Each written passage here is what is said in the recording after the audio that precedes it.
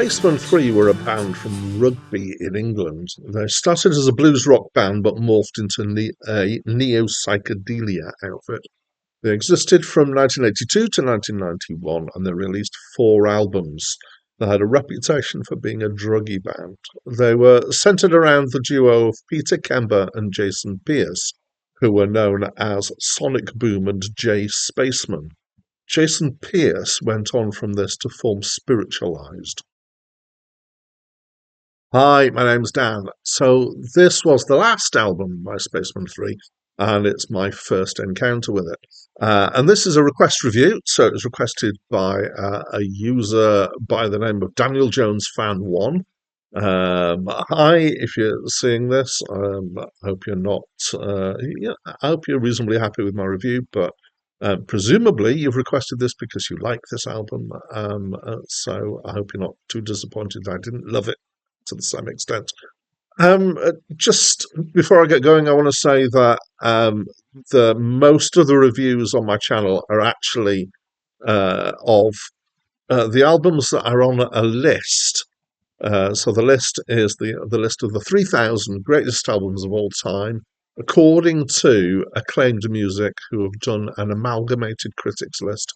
And I'm working my way through from 3,000 up to 1, I hope. We'll see if I ever get there, but I'm just over a third of the way through as we stand. However, occasionally I step off that list, and I do request reviews is one of those reasons that I step off. It is easy to request a review from my channel. You just leave a comment on any of the videos, and as long as you're not being offensive, so it gets filtered out and I don't see it, I should see it.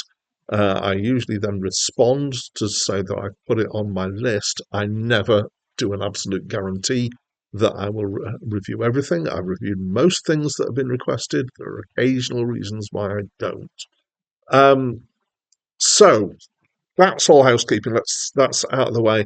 Let's get on with this review. So this album has several versions and configurations. Basically a vinyl version, a cassette version, and a CD version, and there have been re-release versions as well. I'm reviewing the original CD release of this album, which just defines which particular tracks appear in the version that I've heard. I found the background to the album somewhat curious and interesting. So the band at this point were falling apart, specifically Peter Kember and Jason Pierce, who were the two central figures, were not speaking to each other and weren't getting on very well. So they effectively did this as two halves. And the first half is Peter and the second half is Jason, but they used the rest of the band with them. So Peter's compositions and singing the first half, Jason's compositions and singing the second half. So I'm going to deal with them to start off with separately. So the first half is Peter. And this is, I feel fairly confident in saying it's neo-psychedelia or kind of space rock, particularly. It's got fairly simple repeated things, sometimes an emphasis on electronic sounds and psychedelic production, making it sound kind of expansive and spacey, even though it's fairly empty, which is unusual for neo-psychedelia. It's usually crammed full of stuff. This is possibly why using the term space rock is good. It feels expansive and it feels like it's what I call a continuum. It just kind of rolls on rather than having verse chorus kind of structures.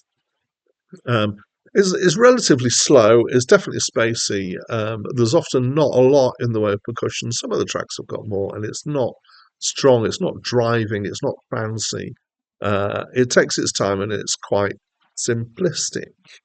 The vocals are dreamy, by which I mean the production on them is that it's quite heavily reverbed and echoed, made to feel as if it's in the distance, like somebody's singing at the other side of a cathedral that you're hearing. And as a result, at times it's hard to hear. He also sings it quite breathily, so a little bit like this. So the whole effect is kind of a vocal effect that has been prominent in dream pop, particularly. The lyrics, I'm afraid, the first half I really didn't think much of the lyrics. I felt they were very cliched, very kind of, yeah, we just have to have something to sing about, and it has nothing of a particular depth to it at all. So, with the two halves in comparison, I'm going to talk about the second half in a second. I am less keen on this half. It felt like his heart wasn't really in it, and I know that he was doing other stuff elsewhere at the same time. So the second half is Jason. Um, so I have to say, until I read up on the album between my first listen and my second listen, I hadn't clocked that they were two different halves because they're very similar in style. Once I'd read up and I'd clocked that this was Jason who went on to do Spiritualized, and I quite like Spiritualized. Um, I think maybe that made me more open to the second half, but stylistically it's very similar. So it's still got this kind of space rocky, kind of expansive, dreamy feel to it. Just for me, somehow it's a little bit more convincing. It feels like the production's a bit tighter. Just going back to this idea that I feel like his heart was in it more. Vocally similar, but somewhat different in tone. Not a lot, though. And lyrically, where I could pick it out, more interesting. There's themes of Jesus and God at times.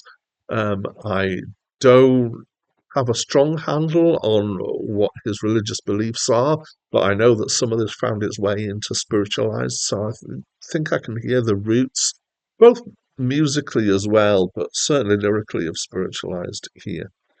So overall, my feelings are okay. I preferred the second half, but there's not a lot in it. Um, and I think that if the vocals had been less dreamy, I might have engaged more. I have to say, I'm not a fan, generally speaking, of dream vocals. So there we are. Daniel Jones Fan 1. Here's my review. I'm sorry if you're disappointed that I didn't love it. Feel free to, obviously, to stick in comments why you really like this. Or maybe you don't. Maybe you just wanted to hear my take on it. For everybody else, of course, I'd love to know what you think of the album. So please do contribute by leaving me a comment. Not just for me, but for everyone else who's going to leave them.